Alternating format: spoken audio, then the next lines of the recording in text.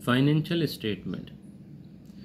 Financial statement का एक सवाल हमारे पैक हो रहे हैं। डेबिट बैलेंस देख ऊपर लिखा हुआ है cash, account receivable, merchandise inventory, office supplies, furniture, purchase, salaries expense, prepaid insurance, rent expense. ये डेबिट में। क्रेडिट में आपके पास है अकाउंट्स पेबल, सेल से purchase return and Abbas capital. दोनों साइड इक्वल है 623 623, ठीक है ना। ट्रायल बैलेंस में जब आप एडजस्टमेंट कर रहे होते हैं दोनों साइड आपकी डेबिट और क्रेडिट दोनों इक्वल ही होती है, ठीक। अब आगे चलते हैं, हम देखें हमने एंट्री पास करनी है। हमारे पास सबसे पहले जो ट्रांजैक्शन दी हुई इंश्योरेंस एक्सपायर्ड, इंश्योरेंस एक्सपायर्ड होगी, ठीक है। ये नज़र आया अब पहली ट्रांजैक्शन हमारे इंश्योरेंस एक्सपायर्ड की। अब हम ऊपर चेक करेंगे हमारे पास कौन सी ट्रांजैक्शन है, प्रीपेड है या इंश्योरेंस है।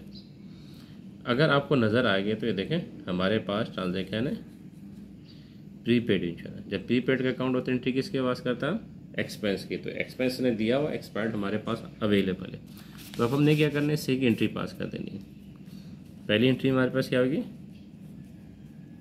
इंश्योरेंस एक्सपेंस डेबिट और प्रीपेड इंश्योरेंस क्रेडिट। कितनी दी अमाउंट, जो दी अमाउंट ले लेंगे 2500, ठीक है ना। एक्सपायर्ड के मायने क्या होता है, एक्सपेंस 2500 2500। नरेशन लिखेंगे to adjust prepaid insurance account, to adjust prepaid insurance account. ये हमारी पहली ट्रांजैक्शन हो गई। हमारे पास गिवन में प्रीपेड का इंश्योरेंस का अकाउंट था, एंट्री हम किसकी पास करते हैं, एक्सपेंस की, यानी इंश्योरेंस एक्सपेंस प्रीपेड इंश्योरेंस। जिसकी एंट्री पास करते हैं उसी की अमाउंट लेंगे। डेटा फॉर एडजस्टमेंट हमारे पास क्या दिया हुआ था, इंश्योरेंस एक्सपायर्ड, यानी एक्सपेंस की अमाउंट दे दी थी इसने 2500, तो हमने 2500 ले लिया, सही। नेक्स्ट ट्रांजेक्शन पर आ जाए, हमारे पास है डेप्रिसिएशन एक्सपेंस ऑन फर्नीचर, ठीक। ये फिक्स ट्रांजेक्शन है, इसमें कोई मसला नहीं है। क्या करेंगे हम इसमें, depreciation expense debit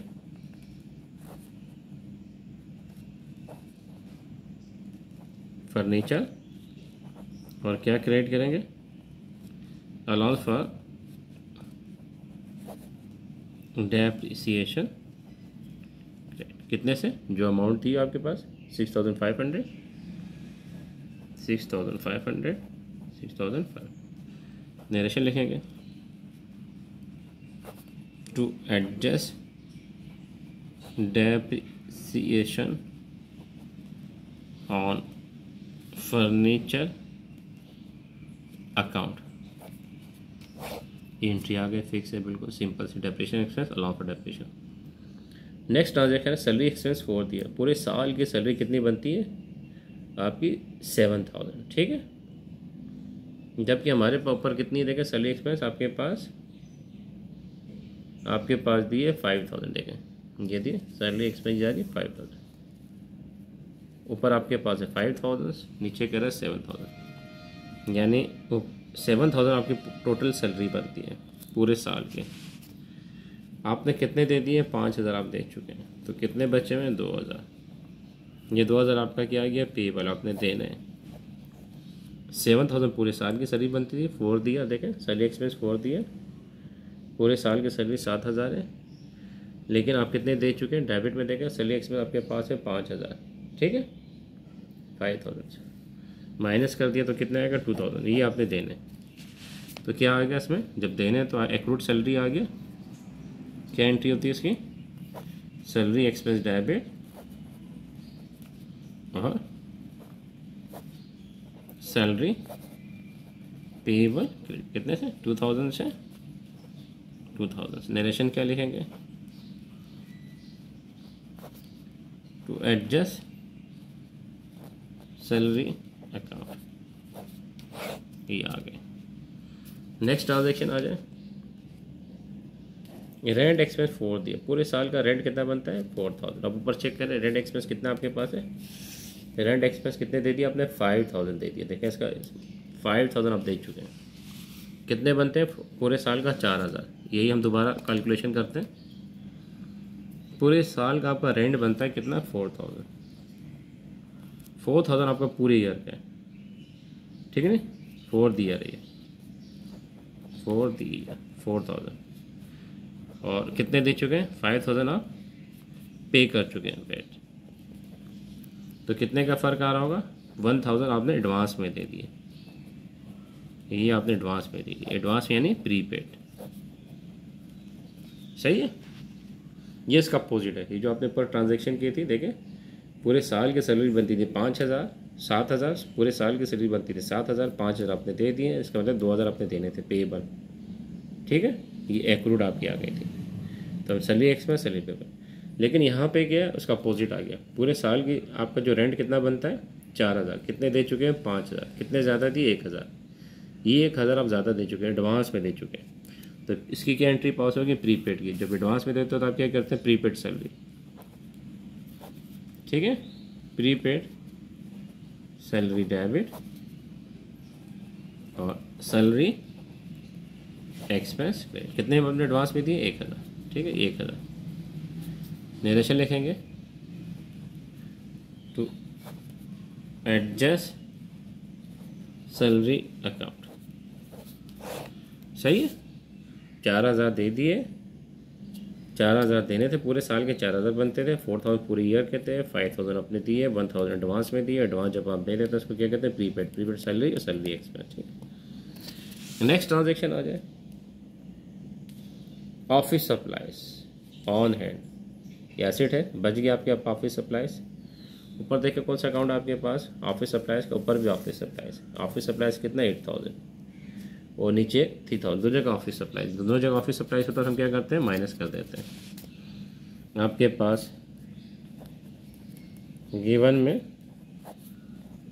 office supplies दिया हुआ है कितने से 8000 से, और डेटा फॉर एडजस्टमेंट में भी आपके पास ऑफिस सप्लाइज दिया हुआ कितने से 3000 से। माइनस किया तो कितना आया आपके पास 5000। 5000 क्या है आपके पास, ऑफिस सप्लाइज एक्सपेंस आ गया। ये आपका क्या आ गया, ऑफिस सप्लाइज एक्सपेंस। ये क्या कहलाएगा, ऑफिस सप्लाइज एक्सपेंस। देखें आपके पास ऊपर ऑफिस सप्लाइज का अकाउंट है 8000 से। ठीक है, ये देखें ऑफिस सप्लाइज 1 2 3 4, ऑफिस सप्लाइज 1 2 3 4 8000। सही है, 8000। और नीचे ऑफिस सप्लाइज आपके पास कितना 3000। Office supplies same transaction, minus हो गया, ऑफिस सप्लाइज एक्सपेंस आ गया। जब ऑफिस सप्लाइज की आपके पास ट्रांजेक्शन हो तो आप एंट्री किसके पास करते हैं, ऑफिस सप्लाइज एक्सपेंस की। तो क्या करेंगे आप, transaction office supplies expense debit और ऑफिस सप्लाइज क्रेडिट। कितने से आपके पास कितनी अमाउंट आई थी, यहाँ पे अमाउंट देखें हमने कितनी अमाउंट निकाली है 5000। ठीक है ना, 5000 से ट्रांजेक्शन पास कर देंगे। 5000 office supplies expense, office supplies. Narration लिखेंगे, to adjust office supplies account. ये एंट्री आ गई। नेक्स्ट आ जाए मर्चेंडाइज इन्वेंट्री। ठीक है, मर्चेंडाइज इन्वेंट्री आपके पास कितनी है, एंडिंग में आपके पास कितनी है 85,000। इसकी एंट्री पास कर देंगे, ये भी 6 है। क्या एंट्री पास करेंगे, मर्चेंडाइज इन्वेंट्री डेबिट और इनकम समरी कितने से 85,000। 85,000 क्योंकि नरेशन लिखेंगे तो क्या करेंगे, टू एडजस्ट इन्वेंट्री अकाउंट या मर्चेंडाइज इन्वेंट्री अकाउंट। ये आपकी ट्रांजैक्शन हो गई सारी।